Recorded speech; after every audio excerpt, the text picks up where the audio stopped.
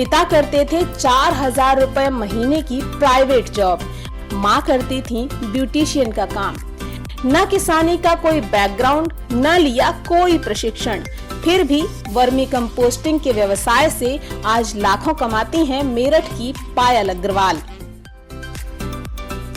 नमस्ते दोस्तों, आप देख रहे हैं ग्रीन टीवी। मैं हूं स्मिता सिंह और दर्शकों की डिमांड पर आज हम आ गए हैं उत्तर प्रदेश के मेरठ में, जहां पर हम मौजूद हैं दतावली गांव में। और यहां हम आपको मिलवाएंगे वर्मी कंपोस्ट बनाने वाली एक लड़की से, जिनका नाम है पायल अग्रवाल। पायल अग्रवाल वर्मी कंपोस्ट बनाती हैं, पिछले 2 साल से ये इस पेशे में हैं।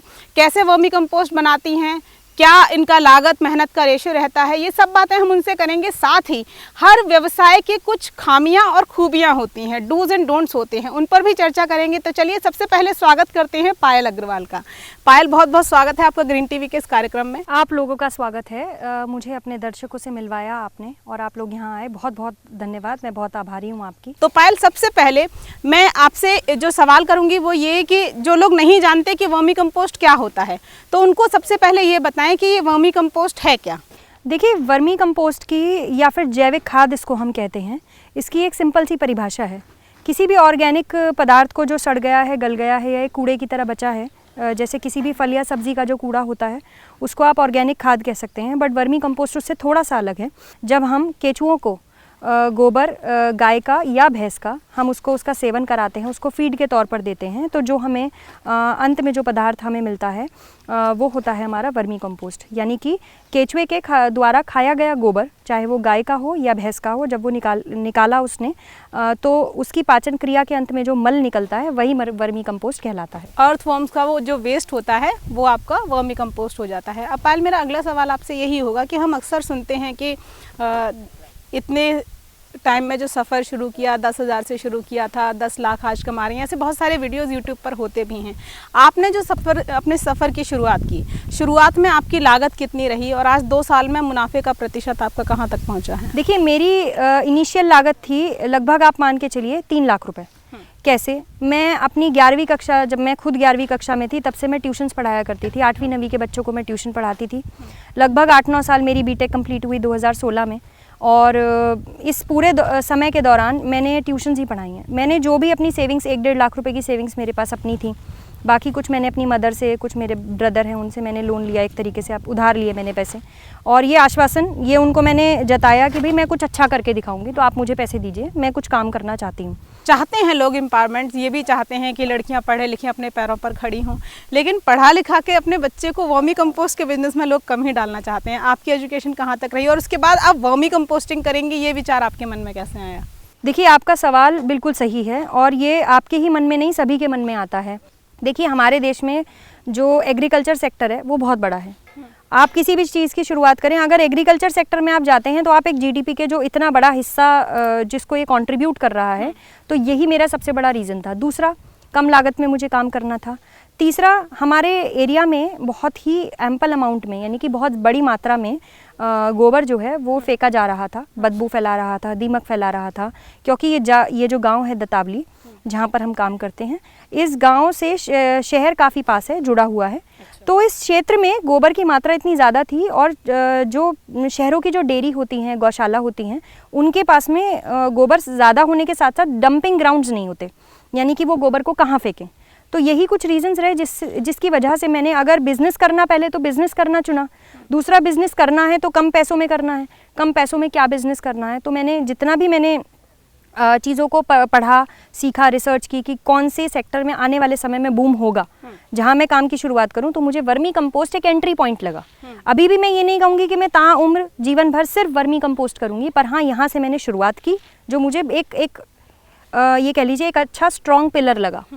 कंप्यूटर इंजीनियरिंग आपने की थी, तो आपने कभी उस टाइम सोचा था कि मैं आगे चल के गोबर का काम करूंगी, वर्मी कंपोस्टिंग? नहीं, बिल्कुल भी नहीं।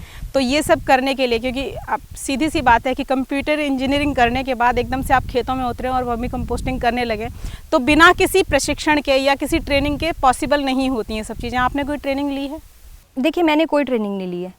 पहली बात तो ये, किसान जैसे किसानी करने के लिए कोई ट्रेनिंग नहीं लेता है। किसानों के पास किस तरीके का कोई सर्टिफिकेट भी नहीं है, बस वो किसान है, हमारे अन्नदाता हैं।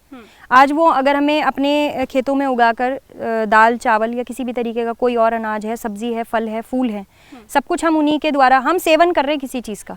आप सोचिए कोई सर्टिफिकेशन नहीं है किसान के पास में किसी तरीके का, तो कोई प्रशिक्षण की ज़रूरत नहीं है। आप किसी भी काम को, मैं आपको ट्रेनिंग के बारे में बताती हूँ। देखिए, मैंने वर्मी कंपोस्ट हम बचपन से स्कूलों में पढ़ते आ रहे थे कि किस तरीके से किसी चीज़ को कंपोस्ट में बदला जाता है।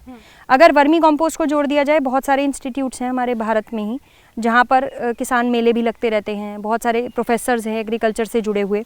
तो मैंने इन लोगों से मैं मिलती रहती थी। जब मुझे ये मैंने मन बना लिया था कि मुझे इस तरीके का कोई काम करना है, तो मुझे तब भी ये कन्फर्म नहीं था कि मुझे वर्मी कंपोस्ट करना है, पर मैं इन लोगों से मिलती रहती थी, जिससे कि देखिए, आप लोगों से मिलेंगी, आपकी नेटवर्किंग बनेगी। आपकी नेटवर्किंग ही आपको काम सिखाती है। आप लोगों से नहीं मिलेंगे, आप अपने घर में चार दीवारी में बैठे हुए हैं, सिर्फ यूट्यूब पर चीज़ें देख रहे हैं या फिर सिर्फ आप टीवी पर चीज़ें देख रहे हैं, आपको रियल लाइफ एक्सपीरियंस लेना पड़ता है। Businessman out of the blues रात को सोया सुबह नहीं बन जाता है। आपके दिमाग में कोई ना कोई चीज़ होती है, रेगुलर आप उसके बारे में पढ़ते हैं, आप लोगों से मिलते हैं, तभी आपको बिजनेस करना आता है। तो यही मैं कहूँगी, प्रशिक्षण तो मैंने कोई नहीं लिया, बट हाँ, मैं बहुत सारे लोगों से मिली जिनसे मुझे अलग अलग तरीके की जानकारियाँ मिली। मैंने अपना मेथड खुद डेवलप किया कि मुझे किस तरीके से काम करना है। जैसे एग्जाम्पल के तौर पे, हम ज़मीन पर पन्नी बिछाते हैं, उसके चारों तरफ ईंटें लगाते हैं। हमारे एरिया में थोड़ा चोरी चकारी रहता था, तो ईंटें जो चोरी हो जाती थी, तो मैंने ईंटें जो है स्किप करी, यानी कि ईंटों का इस्तेमाल बंद कर दिया। ज़मीन पर मिट्टी की मेड़ बना के हमने उसका इस्तेमाल किया। तो कहने का मतलब, आप अपनी क्रिएटिविटी, जो भी आप काम करना चाहते हैं, उसको क्रिएटिविटी से जोड़िए, 100% आप उस काम को कर पाएंगे। माता पिता कभी नहीं सोचते कि बच्चा कंप्यूटर इंजीनियरिंग करे और उसके बाद फिर वो वर्मी कंपोस्टिंग करे, तो मम्मी पापा का सपोर्ट मिला या पूरा विरोध कि नहीं ये नहीं करना है? देखिए, किसी भी परिवार में, जैसे मैंने आपको कहा, कोई भी नहीं चाहेगा गोबर का काम बच्चा इंजीनियरिंग करे और फिर गोबर के काम में चला जाए। पर हाँ, जब लोगों को रिजल्ट दिखते हैं तो सभी, चाहे वो माता पिता हों, आपके सगे संबंधी हों या आपके दोस्त हों, सभी लोग आपको शुरुआत में सपोर्ट अगर नहीं भी करेंगे तो धीरे धीरे करेंगे। और देखिए, आपको खुद पे विश्वास रखना है। आप अगर आज खुद पे विश्वास रखेंगे, समय आएगा जब वो लोग भी आपको सपोर्ट करेंगे। हाँ, मैं ये नहीं कहूँगी कि मेरे घर से मुझे मना किया गया कोई काम मत करो। उन्होंने मुझे हमेशा फ्री रखा कि जो तुम्हारे मन में आता है, जैसे अच्छा लगता है वैसे काम करो। दबाव कभी नहीं डाला, पर भरोसा उन्हें भी नहीं था शुरू में, बाकी सभी लोगों की तरह। पर धीरे धीरे चीज़ें जैसे जैसे पॉजिटिव रास्ते पर हम चलते गए और पॉजिटिव होती गई चीज़ें, तो मुझे पूरा सपोर्ट मिला। तो शुरुआत में आपने कहा 3 लाख रुपए की आपने लागत लगाई, तो उस वक्त आपने जो लेबर वगैरह, जैसे अभी भी लोग पीछे काम कर रहे हैं, तो उस वक्त कितनी लेबर थी? आप कितने लोगों को, अभी इस वक्त कितने लोगों को आप रोजगार दिए हुए हैं? देखिए, 3 लाख रुपए मोटा मोटा मैं बोलूँ, ये ज़मीन जैसे मैंने लीज़ पर ली हुई है, किराए पर ज़मीन है। धीरे धीरे उसके बाद में हमने जो है 30 बेड लगाए शुरू में। 30 बेड लगाने की कॉस्टिंग हुई, पन्नी आई, ईंटें आई, बहुत सारी चीज़ें थी जो हमने उसी पैसों में हमने जुगाड़ किया एक तरीके से। और लेबर, काफ़ी काम मैं खुद भी कर लेती थी और बाकी काम 1 या 2 लेबर बुला के करवाते थे, वहीं पर हम खड़े रहते थे और साथ में हम काम करवाते थे। तो शुरुआत में जैसे बेड कम थे तो लेबर भी कम चाहिए थी। हाँ, पर धीरे धीरे हमने उसको बढ़ाया। जैसे आज हमारे पास 200 सवा 200 बेड्स रहते हैं, 200 या 225 के करीबन हमारे पास इस ज़मीन पर बेड्स रहते हैं। इसमें भी हम प्रोडक्शन, क्योंकि केचुए ज़्यादा हैं तो हम प्रोडक्शन अपनी जल्दी निकाल लेते हैं। यानी कि जो प्रोडक्शन हमारी पहले 70 दिन में आती थी, 60 दिन में आती थी, वो अब हमारी 40 से 45 दिन में भी आ जाती है, क्योंकि खाने वाले केचुए जो हैं वो ज़्यादा हैं मात्रा में और आपने गोबर उतना ही डाला है, तो वो उस तरीके से। पर हाँ, शुरुआत में हमारी लेबर 30 बेड पे लगभग 1 या 2 लोग। इसमें परमानेंट लेबर की ज़रूरत नहीं है। आप इसमें लेबर जब आपको ज़रूरत हो, शुरू में पानी डालने का काम था वो मैंने खुद किया, उसके अलावा देख रेख का काम था वो मैंने खुद किया। धीरे धीरे जैसे जैसे लगा कि अब लेबर की ज़रूरत है, तो जिस दिन खाद उतारनी होती है या छाननी होती है तो हम लेबर बुला लेते थे। तो अभी ये परमानेंट लेबर है या जब ज़रूरत होती है तभी बुलाई जाती है? परमानेंट लेबर भी हैं, 1 या 2 लोग हमारे यहाँ परमानेंट रहते हैं। शाम को हमारे यहाँ चौकीदार रहते हैं और दिन में भी 2 लोग परमानेंट रहते हैं। बाकी उसके अलावा जितनी भी लेबर की हमें ज़रूरत होती है, डिपेंडिंग कि काम कितना है, कितने हमारे पास ऑर्डर्स हैं, उस हिसाब से हम कैलकुलेट करके एक्स्ट्रा लोगों को बुलाते हैं। मेरी कोशिश हमेशा ये रहती है कि मैं अपने यहाँ महिलाओं को ज़्यादा काम दे सकूँ, जो जिस भी तरीके का काम वो कर पाती हैं। जैसे कि ज़्यादा भारी काम हम उनसे नहीं कराते हैं, पर हम कोशिश हमारी रहती है। अभी भी आप देखिएगा हमारे फार्म पे करीबन 6-7 लेडीज़ हमेशा काम करती ही हैं।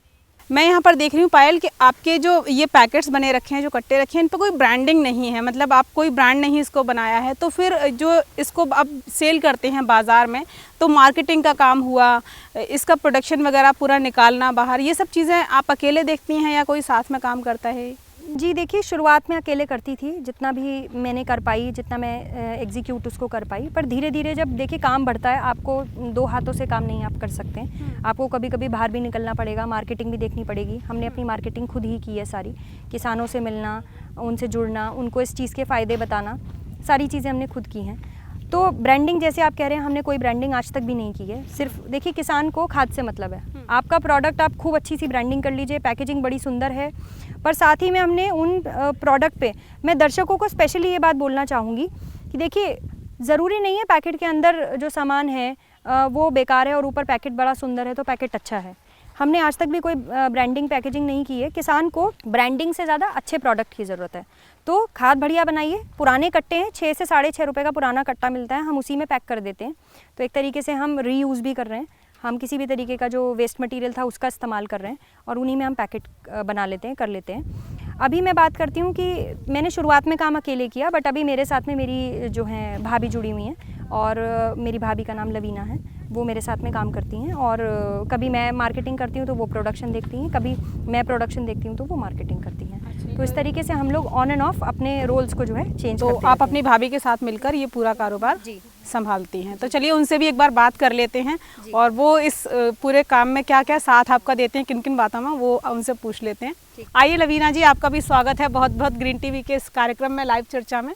हेलो लवीना जी, अभी ये पायल ने बताया कि आप पूरा प्रोडक्शन देखती हैं ग्रीन अर्थ ऑर्गेनिक्स का, पूरा मार्केटिंग आप संभालती हैं। तो जो इसके ग्राहक हैं वो किस तरीके के हैं? कि सिर्फ किसान हैं या फिर आप नर्सरीज वगैरह में भी सप्लाई करते हैं, या जो घर में जो लोग गार्डनिंग करते हैं वो भी लेकर जाते हैं? किसान हैं हमारे बायर्स, और हमारे यहाँ जो लेडीज़ हैं जो घरों में अपने गमले लगाती हैं या किचन गार्डन करती हैं, वो हमारे बायर्स हैं। से जो नर्सरीज़ हैं वो ख़रीदते हैं हमसे खाद, उसको हम बेचते हैं।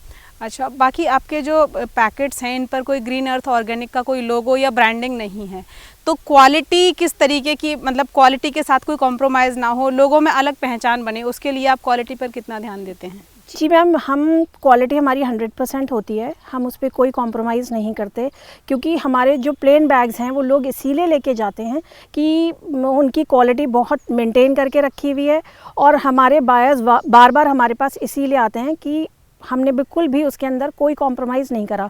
ना हम कॉम्प्रोमाइज़ करेंगे, चाहे हमें थोड़ा महंगा बेचना पड़े, पर क्वालिटी से कोई कॉम्प्रोमाइज़ नहीं है। तो अभी तक जितना भी आपका बायर्स है वो सिर्फ किसान और नर्सरी वाले हैं, लोकल ही हैं या फिर बाहर से भी? नहीं मैम, बाहर भी हैं, लोकल भी हैं, सब लोग आते हैं जिनको पता लगता है कि यहाँ पे ग्रीन अर्थ ऑर्गेनिक्स है और क्वालिटी बहुत अच्छी मेंटेन कर रखी है, तो लोग हमसे लेके जाते हैं। अगर कोई वर्मी कंपोस्ट खरीदना चाहता है ग्रीन अर्थ ऑर्गेनिक्स का जी, तो वो कैसे आपको ऑर्डर कर सकता है? कोई वेबसाइट है या सिर्फ नंबर पर आप लोग ऑर्डर्स लेते हैं, उसका क्या है? मैम देखिए, हमने अपना नंबर भी है, हमारा व्हाट्सएप भी है, और हमने अब अपनी वेबसाइट लॉन्च कर रहे हैं www.greenearthorganics.co.in। जी, हमारे ऐसे जो भी दर्शक हैं जो ग्रीन अर्थ ऑर्गेनिक का वर्मी कंपोस्ट लेना चाहते हैं, आप कह रहे हैं कि आप जो ऑर्डर है वो व्हाट्सएप पर भी लेते हैं, फ़ोन के ज़रिए भी लेते हैं, तो वो फ़ोन नंबर एक बार आप हमारे दर्शकों को बता दें ताकि वो फ़ोन पर अगर आपको ऑर्डर करना चाहते हैं तो कर सकें।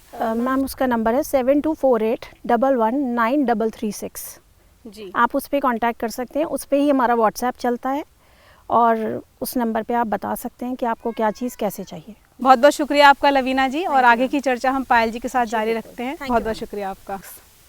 तो लवीना जी ने आपको बताया कि ग्रीन अर्थ ऑर्गेनिक्स की एक वेबसाइट भी है जो जल्द ही शुरू होने वाली है, जिस पर आप ऑनलाइन ऑर्डर भी ले सकते हैं, www.greenearthorganics.co.in। इसके अलावा आपको जो भी जानकारी चाहिए आप डिस्क्रिप्शन में जाके ले सकते हैं।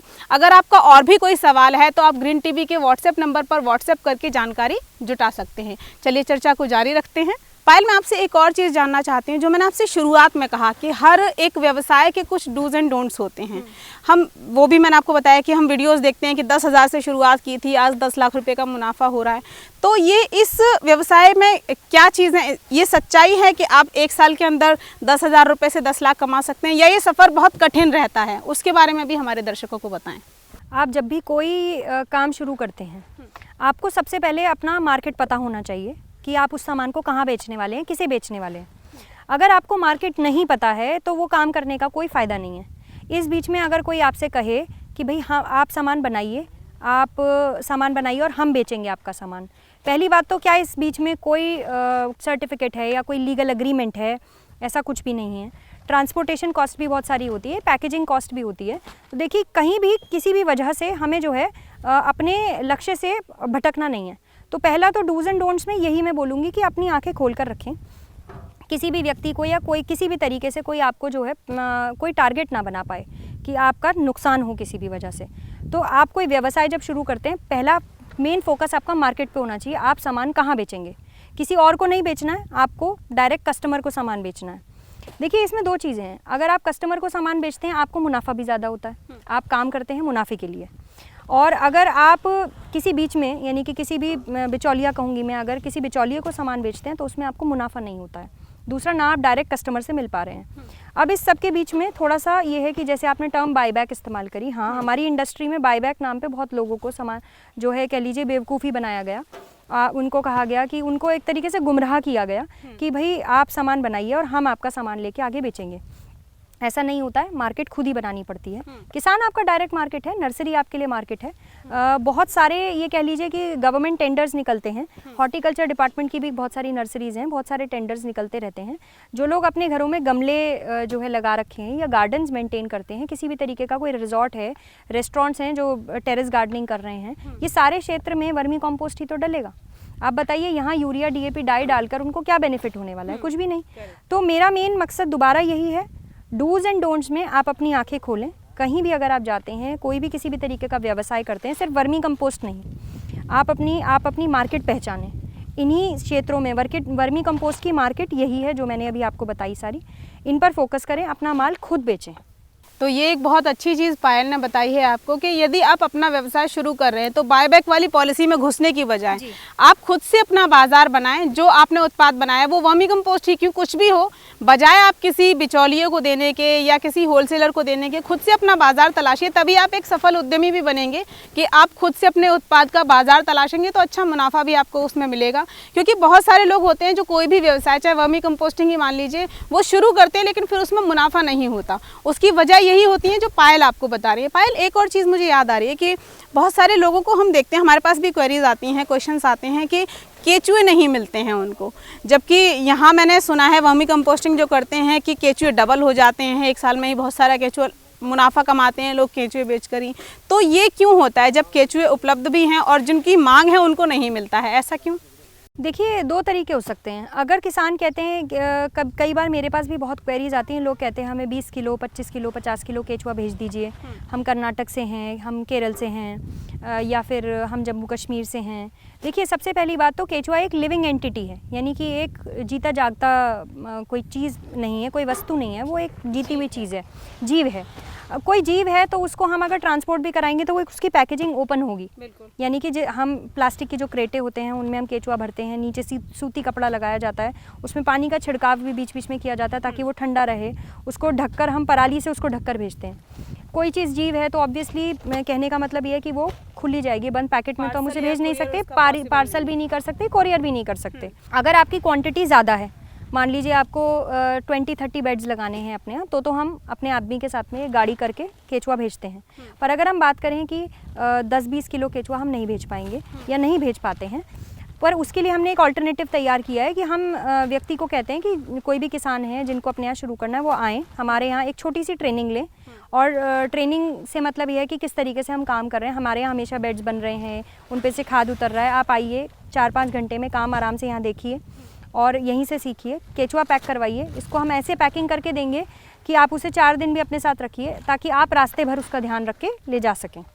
तो ये जो ट्रेनिंग आप देती है वर्मी कंपोस्टिंग के लिए, या जो कोई भी यूनिट शुरू करना चाहता है उसके लिए, उसकी कोई चार्जेस हैं? मैम कोई चार्जेस नहीं है ट्रेनिंग के। ट्रेनिंग की अगर हम बात करते हैं तो कोई व्यापार जो है 4-5 घंटों में समझा नहीं जा सकता, आपको उसे समय देना पड़ता है, 1-2 साल लग जाते हैं मार्केट बनाने में, व्यापार को समझने में।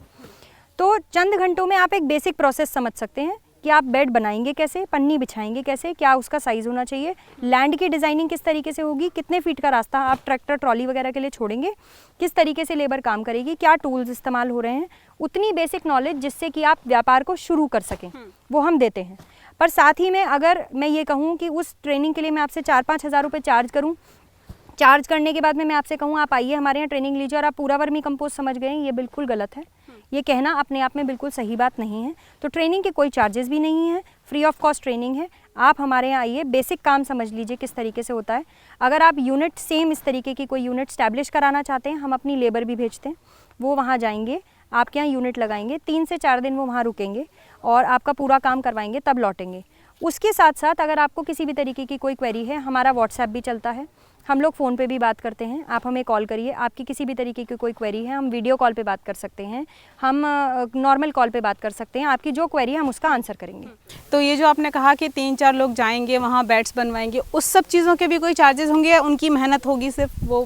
मैम उसके चार्जेस ऑब्वियसली देखिए, कोई भी व्यक्ति जो मेरे यहाँ काम करते हैं अगर वो कहीं और जाएंगे, ओवरनाइट रुकेंगे वहाँ पे 2 या 3 दिन, तो उनकी जो मेहनत है उसका तो पैसा सामने वाले को देना ही होगा। और देखिए ट्रेनिंग का मेन उद्देश्य सिर्फ आपके यहाँ काम को शुरू कराना और आपको एक बेसिक काम समझाना है। उसके बाद का काम हमारा होता है, हमें फॉलोअप्स लेने पड़ते हैं। फॉलोअप इस इंडस्ट्री का नहीं, किसी भी इंडस्ट्री का बहुत बड़ा पार्ट है, आपको रेगुलर फॉलोअप्स लेने ही पड़ेंगे। और साथ में जो काम गर्मी, सर्दी, बरसात या किसी भी मौसम में चल रहा है, 12 महीना चल रहा है, वो चंद घंटों में ट्रेनिंग में नहीं समझकर आपको रेगुलर हमसे कनेक्टेड रहना पड़ेगा। जी, तो दोस्तों आपको बताया पायल ने कि यहाँ आप ट्रेनिंग ले सकते हैं, अपना यूनिट अगर आप शुरू करना चाहते हैं तो उसमें भी आपको पूरी मदद मिलेगी। लेकिन उसके बाद फिर बात वही कि आप ये मत सोचिए कि आपके व्यवसाय से जो उत्पाद तैयार हुआ है उसे बेचने के लिए आप कोई बिचौलिया तलाशें या बायबैक की पॉलिसी में घुसें। अपना व्यवसाय किया है तो आप बाज़ार भी खुद ही तलाशें, ज़्यादा अच्छा मुनाफा आप उसमें ले सकते हैं। ऐसे हमारे किसान हैं या ऐसे वर्मी कंपोस्ट बनाने वाले जो लोग हैं जिनको बहुत ज़्यादा जानकारी नहीं है इस फील्ड की, तो ऐसा इस पूरी चर्चा में कोई ऐसी चीज़ छूट गई हो जो मैं आपसे नहीं पूछ पाई हूँ और बताना बहुत ज़रूरी है, तो आप क्या कहना चाहेंगी? मैम इन सारी चीज़ों के बीच में मैं फिर दोबारा यही कहूँगी, देखिए कोई भी काम आप शुरू करते हैं, सबसे पहले अगर आप किसी चीज़ पर ध्यान दें तो वो है मार्केटिंग। दूसरा है अपनी प्रोडक्शन पर भी ध्यान दीजिए। आपने मार्केटिंग पर ध्यान दिया, पीछे आपको प्रोडक्शन में अगर नुकसान हो रहा है किसी भी तरीके का, तो वो चीज़ें फिर वो व्यापार नहीं कहलाएगा। आपकी आंखें खोलिए, अपना ध्यान दीजिए इन चीज़ों पर, मार्केट बनाइए। जैसे मैं दोबारा बताती हूँ, किसान, नर्सरी, गवर्नमेंट टेंडर्स, गमले जो घरों में लगते हैं, जो लोग घरों में इस्तेमाल करते हैं, एनसीआर यानी कि मेट्रो सिटीज़, दिल्ली, नोएडा, गुड़गांव, आप आ जाइए, मुंबई की बात करें, बेंगलोर की बात करें, सब जगह लोग अपने घरों में हरियाली के लिए गमले या फिर गार्डन मेंटेन करना ज़रूर चाहते हैं और इनकी डिमांड्स धीरे धीरे बढ़ रही है। कोरोना के चलते इस समय में लोगों ने हरियाली, बागवानी, इन चीज़ों की तरफ बहुत ज़्यादा ध्यान दिया है। आप इसको एक व्यापार के तौर पर शुरू कर सकते हैं। और अगर आप इसको, मान लीजिए आपकी कोई डेयरी है या आपके यहाँ पशुपालन आप करते हैं, आप अपने यहाँ जो एक गोबर है उसको एक अच्छी खाद के रूप में आप उसको बदल सकते हैं। तो डूज एंड डोंट्स यही है, आप कोई भी व्यापार करें, अपना दिमाग का इस्तेमाल पूरे तरीके से कीजिए, अपनी आंखें खोलिए, जो पैसा आप लगा रहे हैं उसका 100% उसको निचोड़ दीजिए। जो पैसा आप लगा रहे हैं उसमें आपको मुनाफा होना चाहिए, नुकसान नहीं।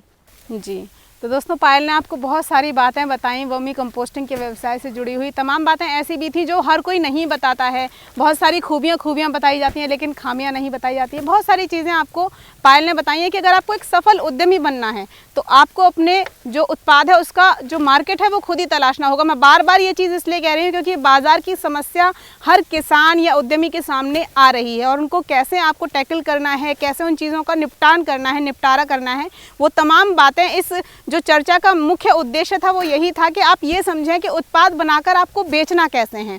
यदि आपने उत्पाद तैयार कर लिया लेकिन बाजार नहीं तलाश पा रहे तो उसमें घाटा ही होगा, मुनाफा संभव नहीं है। लास्ट में फिर से एक क्वेश्चन मैं आपसे वही करूंगी कि 3 लाख की लागत से शुरू हुआ व्यवसाय आप कितने मुनाफे तक आज पहुंचा है 2 साल? देखिए मेरे यहाँ लगभग अभी 200-225 बेड्स रहते हैं। आप मान के चलिए कि लगभग 70 से 80 टन खाद हम हर महीने, यानी कि अगर मैं 35 दिन 40 दिन की बात करूं तो हर महीने इस तरीके से हर 40 दिन में हम इतना खाद जो है उतार ही लेते हैं। इस खाद को जैसे मैंने आपको बताया 2.5 रुपये हमारा जो है लागत आती है और 6 रुपये हम इसे बेचते हैं।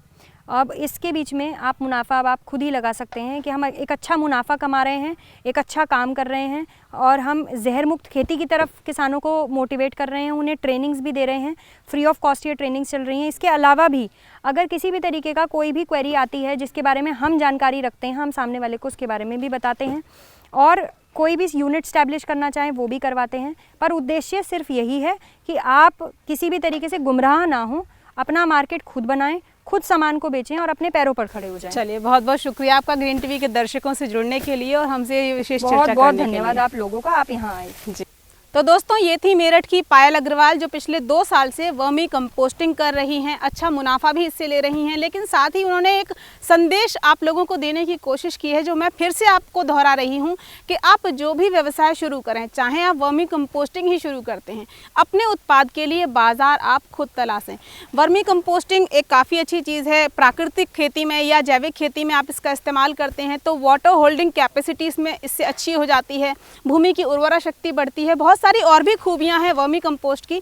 तो अच्छी चीज़ है, आप व्यवसाय के तौर पर एक अगर स्टार्टअप के तौर पर इसे शुरू करना चाहते हैं तो 10-20 बेड से भी शुरुआत कर सकते हैं। पायल की यहाँ ट्रेनिंग होती है, फ्री ऑफ कॉस्ट उसकी ट्रेनिंग है, वो आप ले सकते हैं। तो बहुत सारी चीज़ें हैं जिनको आपको समझ के चलना पड़ेगा। अगर आपके आसपास कहीं वेस्ट मटेरियल अच्छा मिलता है, किचन मटेरियल, तो आप उसको यूटिलाइज़ कर सकते हैं। 10-20 बेड शुरू कर सकते हैं, वहाँ से पुआल है, गोबर है, ये सब चीज़ें अगर सुलभता से उपलब्ध आपको हो जाती हैं तो ये एक बहुत अच्छा स्टार्टअप आपके लिए हो सकता है। अगर आप खुद की गौशाला है आपकी या खुद का डेयरी व्यवसाय है तो भी आप अलग से एक स्टार्टअप के तौर पर इस व्यवसाय को शुरू कर सकते हैं। फिलहाल आज के लिए इतना ही, फिर मिलूंगी आपसे किसी नई जानकारी के साथ, किसी नए मेहमान के संग। तब तक के लिए नमस्कार। अगर आप चाहते हैं कि ग्रीन टीवी इसी तरह से किसानों को सशक्त करने के लिए कार्य करता रहे तो आप भी इसमें अपना सहयोग दे सकते हैं। डिस्क्रिप्शन पर जाकर दिए गए लिंक पर क्लिक करें, पेटीएम करें, NEFT और क्रेडिट कार्ड के जरिए भी आप हमें सहयोग दे सकते हैं। अगर आप हमारा ये वीडियो YouTube पर देख रहे हैं तो हमारे चैनल को सब्सक्राइब करें और अगर FB पर देख रहे हैं तो इसे लाइक करें और शेयर करें।